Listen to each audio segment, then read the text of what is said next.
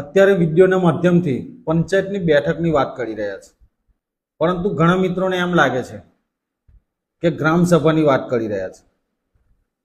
તો મિત્રો, પંચાયતની બેઠક અને ગ્રામ સભાની બેઠક બંને અલગ અલગ છે. પંચાયતની પંચાયતમાં જે દર મહિને બેઠક ભરાતી હોય, જેમાં તલાટી કમ મંત્રી, સરપંચ, ઉપસરપંચ, ચૂંટાયેલા સભ્યો એ લોકોની બેઠક ભરાતી હોય.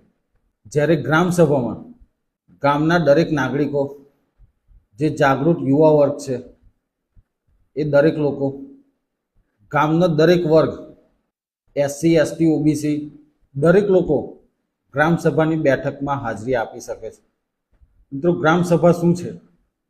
જેમ દિલ્હીમાં સંસદ સભા યોજાતી હોય, એમ દરેક ગામમાં ગ્રામ સભા યોજાતી હોય, જેમાં દરેક સામાન્ય નાગરિક, ગામનો દરેક વર્ગ આ ગ્રામ સભામાં ભાગ લઈ શકે છે. ચોક્કસ જગ્યા, ગ્રામ પંચાયત હોય કે ગામનો એવો ચોળો ચકલો હોય, ત્યાં પણ આવી ગ્રામ સભા યોજી શકાય છે. મિત્રો, ગ્રામ સભા પર સરકાર ખૂબ ભાર આપી રહી છે, પરંતુ તેમનો અવાજ ગામના નીચલા વર્ગ સુધીને પહોંચતો નથી. લોકો ગ્રામ સભા પ્રત્યે એટલા જાગૃત નથી કે ના એની પર કોઈ એક્શન લેતા. પરંતુ આવનારા વિડીયોમાં, વિષય બહુ લાંબો છે, તો આવનારા 20 થી 25 દિવસની અંદર ગ્રામ સભાની વાત કરીશું.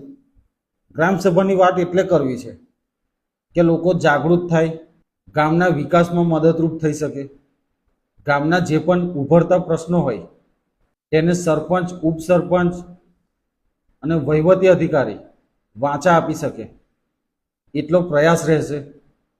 તો ગ્રામ સભાના આવનારા જે પણ વિડીયો છે એ દરેક વિડીયોને દરેક લોકો સાથે શેર કરવા વિનંતી.